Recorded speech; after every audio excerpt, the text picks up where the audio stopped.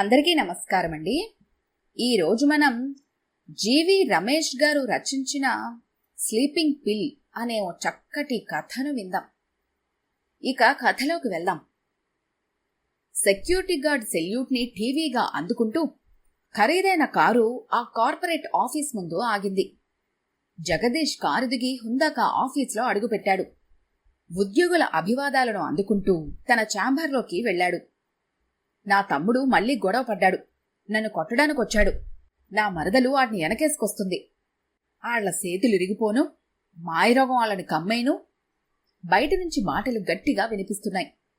Attender Kanthamma గొంతు అది. తనంతే. బాధొస్తే ఏడుస్తుంది, కోపమొస్తే అరుస్తుంది, ఆనందంగా ఉంటే కూనిరాగాలు తీస్తుంది, గలగలా మాట్లాడుతూ ఉంటుంది. తనుంటే గోల గోలగా ఉంటుంది అంటాడు జగదీష్. కాని సందడిగా ఉంటుందంటారు స్టాఫ్.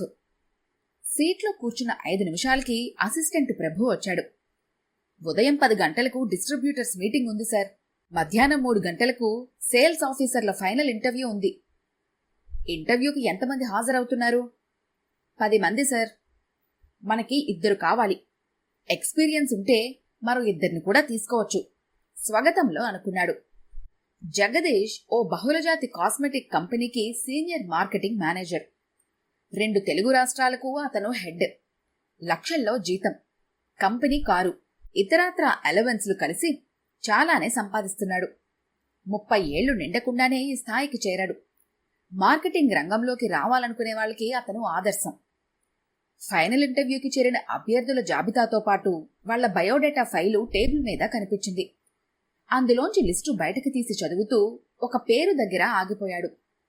వెంటనే బయోడేటాలోంచి అతని వివరాలు తీసి చూశాడు. రాజశేఖర్. తను అనుకున్న వ్యక్తే. చివరకు తన దగ్గరకు ఇంటర్వ్యూకొచ్చాడన్నమాట. పెదాలపైన వ్యంగ్యంతో కూడిన నవ్వు మెరిసింది. సాధారణంగా జగదీష్ నవ్వడు. ఇంట్లో కూడా సీరియస్గానే ఉంటాడు. అలవిమాలిన ఆలోచనలు అతని బుర్రను మేఘంలా కమ్మేస్తూ ఉంటాయి.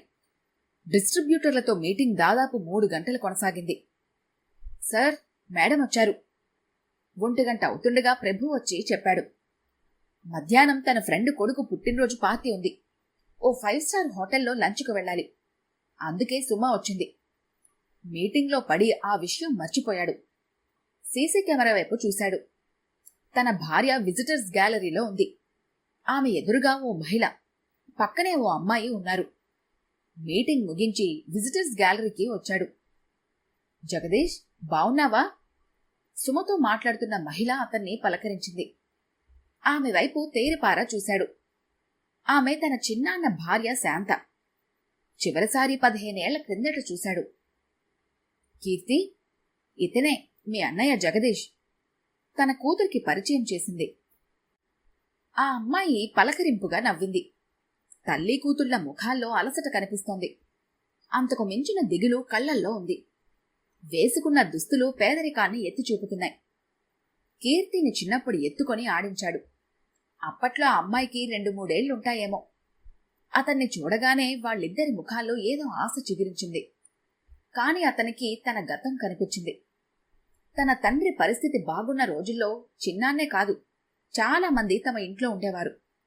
తన తండ్రి అప్పోసప్పో చేసి వాళ్లని పోషించేవాడు. తన తండ్రి దాయాదుల పిల్లలు కూడా తమ ఇంట్లోనే ఉండి చదువుకునేవారు. వాళ్లంతా స్థిరపడిన తర్వాత తమను వీడి వెళ్లిపోయారు. ఆ మనుషుల తత్వమే అంతా అని సరిపెట్టుకోగలడు. కాని చిన్నాన్నను మాత్రం ఎన్నటికీ క్షమించలేడు. నాన్న చిన్నప్పుడే తన తల్లిదండ్రులను కోల్పోయారు. చిన్నాన్నని ఆయన కంటికి రెప్పలా కాపాడుకున్నారు.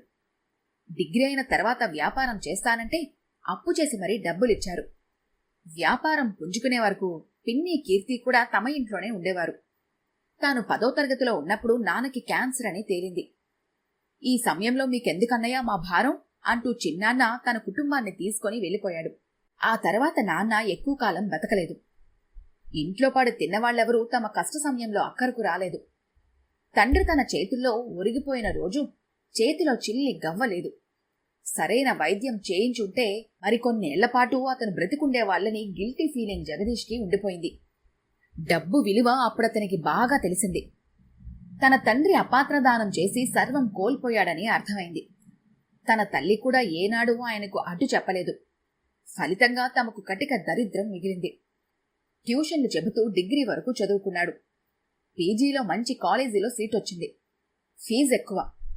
వచ్చిన అవకాశాన్ని వదులుకోకూడదని తమ ఇంట్లో కొన్నాళ్లు ఆశ్రయం తీసుకున్న ఓ బంధువుని అప్పడిగాడు. మీ నాన్న మేలుని ఎప్పటికీ మర్చిపోలేన్రా.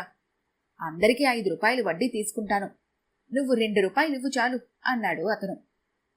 రూపాయి వడ్డీ ఇస్తాను మామా అంటే తర్వాత మాట్లాడదామని ఫోన్ పెట్టేశాడు.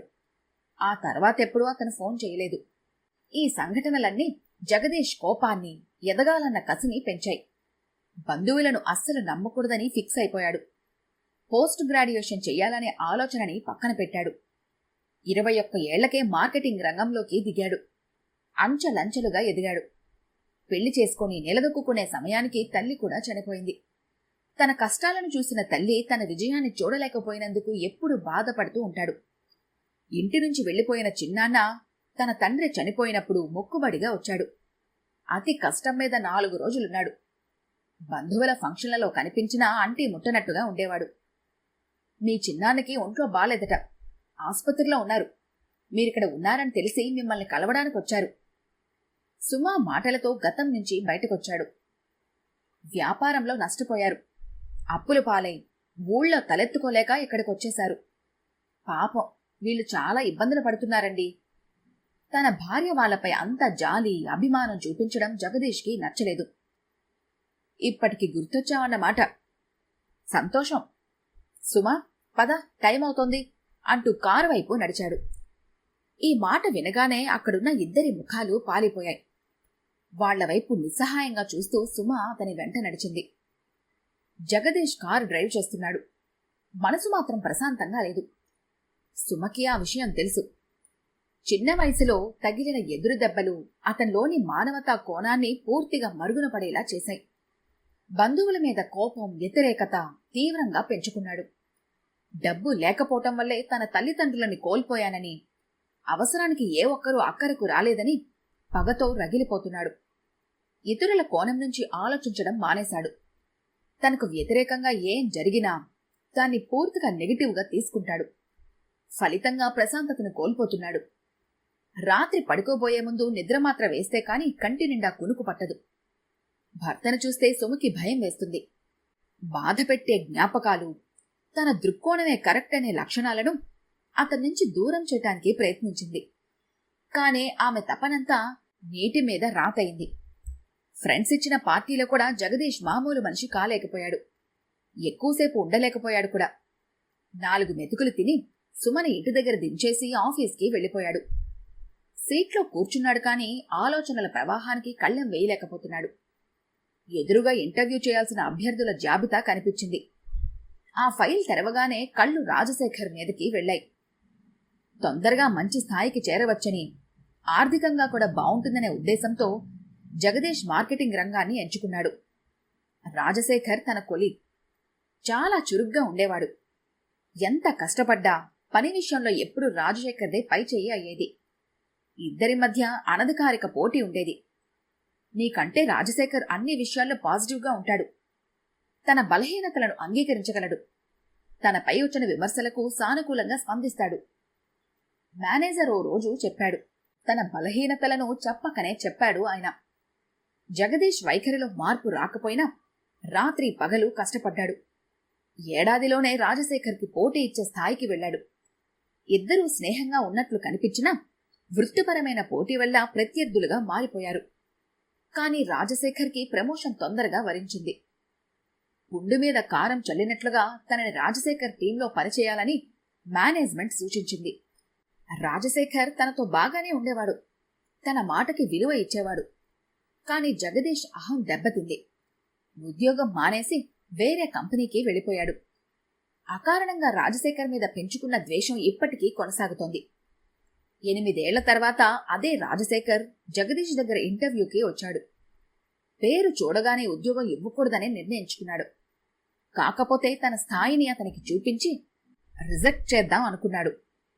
క్యాండిడేట్స్ని పిలిపించు ప్రభుకి చెప్పాడు. 3 ఇంటర్వ్యూ చేసిన తర్వాత రాజశేఖర్ వచ్చాడు. సార్, బావున్నారా? వస్తూనే అడిగాడు నవ్వుతూ. ఒకప్పుడు పేరు పెట్టి పిలిచేవాడు. ఇప్పుడు పిలుపు మారింది. జగదీష్ ముఖంలో గర్వం కనిపించింది. ఎలా ఉన్నావు రాజశేఖర్ అన్నాడు దర్పంగా ఏకవచనంతో. బావున్నాను సార్. బాగానే పనిచేసేవాడు కదా, నాకంటే ముందే ప్రమోషన్లు తెచ్చుకున్నావు. ఇప్పటికీ నాకంటే ఎంతో పెద్ద స్థాయిలో ఉంటావనుకున్నానే వ్యంగ్యంగా అడిగాడు. జగదీష్ మాటల్లో వెటకారాన్ని అతను గమనించాడు. అమ్మ, నాన్న, సొంత ఇల్లు ఇవన్నీ ఉన్న ఈ ఊరిని వదిలి వెళ్ళలేకపోయాను సార్. పెద్దగా సంపాదించక్కర్లేదు, అందుకే ఇలా అంటూ నవ్వాడు. ఇది కూడా పెద్ద కంపెనీ కదా సార్, అందులో మీరు తెలిసిన వ్యక్తి కాబట్టి నాకింకా బావుంటుంది. ఓకే, నువ్వు వెళ్ళొచ్చు. రాజశేఖర్ మంచి ఉద్యోగి, మార్కెట్ మీద పట్టుంది. కానీ ఒకప్పుడు తనను వెనక్కి నెట్టిన వాడికి ఉద్యోగం ఇవ్వకూడదు. ఇదే జగదీష్ ఉద్దేశం. రాత్రి 12 అయింది. అయినా అతనికి నిద్ర పట్టడం లేదు. మంచం మీద అటు ఇటు దొర్లుతున్నాడు. సుమా, మాత్రివ్వు. నిద్ర మాత్రం రోజు వాడటం మంచిది కాదండి. గంట నుంచి ట్రై చేస్తున్నాను, నిద్ర పట్టడం లేదు. రేపంతా పని మీద ఆ ప్రభావం ఉంటుంది, ప్లీజ్ అన్నాడు. మనసును ప్రశాంతంగా ఉంచుకొని మితిమీరిన ఆలోచనలు మానేస్తే నిద్ర హాయిగా పట్టేస్తుంది అనబోయింది. కాని అతన్ని మార్చటం సులువు కాదని తెలుసు. ఓ మాత్ర అతని చేతిలో పెట్టి నీళ్ల గ్లాసు అందించింది. ఏమండి, లేవండి అంటున్న సుమ పిలుపుతో తెలివొచ్చింది. మీ చిన్నాన్నగారు చనిపోయారట, కీర్తి ఫోన్ చేసింది. ఏమాత్రం దానికి నన్ను లేపాలా? ఆ కుటుంబం గురించి నేనెప్పుడో మర్చిపోయాను. మధ్యలో నీ హడావిడేంటి అన్నాడు చిరాగ్గా. ఆయన మీ సొంత చిన్నాన్న, మర్చిపోతే పోయే బంధం కాదిది. బయలుదేరండి. సుమ గట్టిగా చెప్పటంతో జగదీష్ అయిష్టంగానే బయలుదేరాడు. అదో చిన్న స్లమ్ ఏరియా, కారు వెళ్లటం కూడా కష్టంగా ఉంది. ఓ అరగంట వెతికితే ఇల్లు దొరికింది. ఒక్క గది మాత్రమే ఉన్న రేకుల ఇల్లు అది. ఇంటి ముందు చిన్నాన్న శవం ఉంది. సుమని చూడగానే కీర్తి ఏడుస్తూ పరుగునొచ్చి గట్టిగా హత్తుకుంది. పిన్ని కళ్ళల్లో నీళ్లు కూడా ఇంకిపోయినట్లుగా ఉన్నాయి. శవం పక్కన కూర్చొని నిస్తేజంగా చూస్తోంది. ఆ బస్తీవాళ్లు కాబోలు ఓ 4 చుట్టూ ఉన్నారు. నిన్న రాత్రి ఆస్పత్రిలో చనిపోయారట. అంత్యక్రియలకు కూడా డబ్బులు లేవు. చుట్టుపక్కల వాళ్ళు చందాలు వేసుకుంటున్నారట. ఇంట్లో 4 తిండిగింజలు కూడా లేవు. కాసేపయ్యాక భర్తతో చెప్పింది సుమ.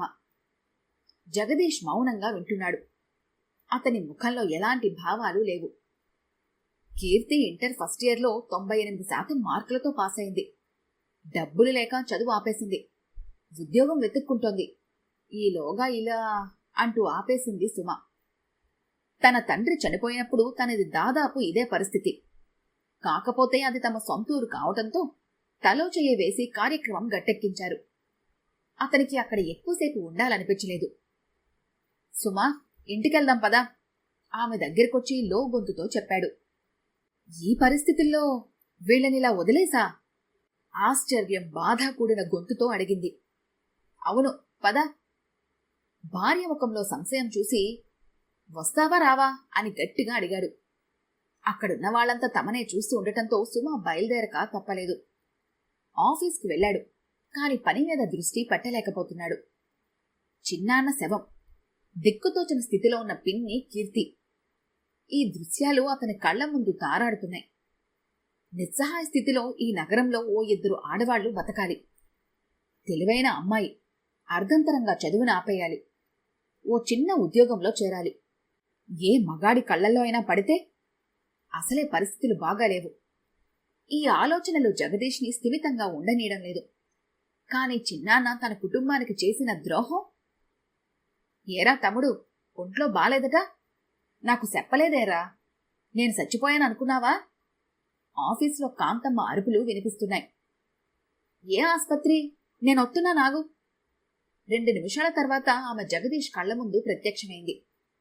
తమ్ముడికి బాలేదు బాబు, ఆస్పత్రికెళ్ళాలి. ఓ 2000 రూపాయలు కావాలి బాబు సనుగుతూ అడిగింది. అతను నిన్ను మెడపట్టుకుని గెంటేశాడని నిన్నే అరిచావు కదా, ఏ ముఖం పెట్టుకుని వెళ్తాం ఆస్పత్రికి? చిరాగ్గా అడిగాడు. అదేటి బాబు అలాగంటావేటి? గొడవలయ్యాయని బంధుత్వాలు సంపేసుకుంటావా? ఆడు నా తోబుట్టు. ఆడు పోతే ఇక ఎవరిని తమ్ముడని పిలుస్తాను? మనుషుల మధ్య 190 గొడవలుంటాయి. ఆటినే పట్టుకుని ఏలాడతామా? అందరితో కయ్యం పెట్టుకుని ముఖం మాడుసుకొని బతకడానికి మనిషిగా పుట్టడమెందుకు? ఈ తగులన్నీ మనసులో ఎట్టేసుకుంటే రాత్రి నాకు నిద్రట్టదు బాబు. కోపమొత్తే గట్టిగా తిట్టేతాను. అక్కడితో ఆ బాధ అయిపోయినట్టే. అయినోళ్ళకి కష్టం వచ్చినప్పుడు మనం పక్కనడకపోతే ఎట్టా బాబు? ఆ మాటలు జగదీష్కి గట్టిగా తగిలాయి. చాలా కాలం నుంచి తన బుర్రను తొలచేస్తున్న ప్రశ్నలన్నింటికీ కాంతమ్మ సమాధానం చెప్పినట్లయింది. ప్రభుని అడిగి డబ్బులు తీసుకో అంటూ సీట్లోంచి లేచి కారు వైపు పరుగు తీశాడు. సుమకి ఫోన్ చేసి చిన్నాన్నింటికి వెళ్ళాలి, రెడీగా ఉండమని చెప్పాడు. ఇద్దరూ అక్కడికి చేరేసరికి ఓ 10 మంది వరకు బస్తీవాసులు ఉన్నారు. తమను వదిలేసి వెళ్లిన మనుషులు మళ్లీ ప్రత్యక్షం కావటంతో తల్లి కూతులిద్దరూ ఆశ్చర్యపోయారు. అమ్మా, ఈ 1000 రూపాయలు పోగయ్యాయి అంటూ ఓ వ్యక్తి శాంత చేతిలో డబ్బులు పెట్టాడు. 1000 రూపాయలకు శవాన్ని ఎలా లేపగలం? బస్తీవాళ్లంతా అడుక్కు తింటున్నారా? మీరు మనుషులా కాదా అంటూ ఓ పెద్దామె అరుస్తోంది. ఒరే శంకరు, ఈ చెవిదిద్దులు తాకట్టు పెట్టి డబ్బులు తీసుకురా. తల్లి కూతుళ్ళు అనాథగా మిగిలిపోయారు పాపం అంటూ ఆవిడ దుద్దులు ఓ వ్యక్తి చేతిలో పెట్టింది. అమ్మా, ఇద్దరూ ఆడవాళ్లే ఉన్నారు. తలకరువు పెట్టేవాళ్లు ఎవరైనా ఉన్నారా? లేదంటే ఆ ఏర్పాట్లు కూడా చెయ్యాలా? ఆ మాటకు శాంత బోరును ఏడవటం మొదలుపెట్టింది. తల్లి ఆవేదనతో కీర్తి కూడా వెక్కి వెక్కి ఏడుస్తోంది. జగదీష్ వైపు చూసింది సుమ. అతని కంటి నిండా నీళ్లు. కర్కశంగా కనిపించే తన భర్త కరిగి కన్నీరవుతున్నాడు. ఏమండి అన్న సుమ పిలుపుతో ఆమె వైపు చూశాడు. తలకొరివి అంటూ సందేహంగా ఆగింది. నేనే పెడతాను అన్నాడు అప్పుడే కలలోంచి బయటకొచ్చినట్లుగా. అమ్మా, మీ దిద్దులు మీరు తీసుకోండి. ఆ 1000 రూపాయలు కూడా ఎవరి వారికి ఇచ్చేయండి. అంత్యక్రియల విషయం నేను చూసుకుంటాను అన్నాడు. ఇతను అంటూ ఆ పెద్ద ఆమె ఆగింది. మా బావగారి అబ్బాయి అంటున్న పిన్ని కళ్లల్లో ఓ పెద్ద ఓదార్పు. కొడుకే అన్నమాట, మరింకే అంటూ దిద్దులు తీసుకుంది ఆమె. బాబూ, నువ్వు లేకపోతే మీ చిన్నాన్న శవం అనాథ ప్రేతంలా వెళ్లేది. 2 చేతులు ఎత్తి దండం పెడుతూ అంది పిన్ని అంత్యక్రియల తర్వాత. డబ్బు మైకంలో ఆయన మిమ్మల్నే కాదు, మా వాళ్ళని కూడా దూరం చేసుకున్నారు. ఇలా మమ్మల్ని అనాథులుగా వదిలేశారు. సంపాదించిన 4 డబ్బులు కూడా నిలుపుకోలేకపోయారు. చెడు అలవాట్లకు బానిసై మా ఇద్దరినీ రోడ్డున పడేశారు. చేరచెంగుతో కన్నీళ్లు తుడుచుకుంటూ చెప్పింది ఆమె. ఇది నా బాధ్యత పిన్ని. మీరిద్దరూ వెంటనే మనింటికి బయలుదేరండి. కీర్తి, నువ్వు కావలసినంత చదువుకో, నీకు నేనున్నాను. జగదీష్ మనస్ఫూర్తిగా అన్నాడు. వద్దులే బాబు, నువ్వు ఎన్ని ఇబ్బందుల్లో పడ్డావో నేను ఊహించగలను. నీకు భారం కావటం మాకిష్టం లేదు. కష్టపడిన వాళ్ళకి కష్టం విలువ తెలుస్తుంది. అయిన వాళ్ళని, అందులోనూ ఆడవాళ్ళని ఇలా ఒంటరిగా వదిలి వెళ్లలేము. మీరు వెంటనే బయలుదేరండి. కీర్తి, బ్యాగ్ సర్దుకో. సుమ ఆర్డర్ వేసింది. మీరు సెలెక్ట్ చేసిన ఇద్దరికీ మెయిల్స్ పంపుతున్నాను సార్. 1వ తేదీ నాడు జాయిన్ కావాలని రాశాను అన్నాడు కంప్యూటర్ ముందు కూర్చున్న ప్రభు. ఆ లిస్ట్లో రాజశేఖర్ పేరు కూడా కలుపు. అలాగే సార్. జగదీష్ పెదాలపైన నవ్వు విరిసింది. చిన్నాన్న మరణం, కాంతమ్మ దృక్పథం జగదీష్ ఆలోచనల్లో గణనీయమైన మార్పు తీసుకొచ్చాయి. పరిస్థితులకు అనుగుణంగా మనుషులు ప్రవర్తిస్తారనే జీవిత సత్యం తెలిసొచ్చింది. అందరి మీద కోపాలు పెంచుకొని తన ఆనందాన్ని కోల్పోతున్నానని అర్థమైంది. అతని ప్రవర్తనలో సౌమ్యత, ముఖంలో నవ్వు తొంగి చూడటం మొదలైంది. మీకు ఇక నిద్రమాత్రలు అవసరం లేదేమో? పిల్స్ డబ్బాను డస్ట్బిన్లో పడేస్తూ అంది సుమ. గత కొన్ని రోజులుగా నిద్రమాత్రలు లేకుండానే గాఢంగా నిద్రపడుతున్న విషయం అప్పుడు గుర్తొచ్చింది అతనికి. అవును, ఇక అవసరం ఉండకపోవచ్చు అన్నాడు నవ్వుతూ. ఈ కథ కనుక మీకు నచ్చినట్లయితే లైక్ చేయండి, షేర్ చేయండి. మరిన్ని ఇంట్రెస్టింగ్ కథల కోసం మా ఛానల్ని తప్పకుండా సబ్స్క్రైబ్ చేసుకోండి.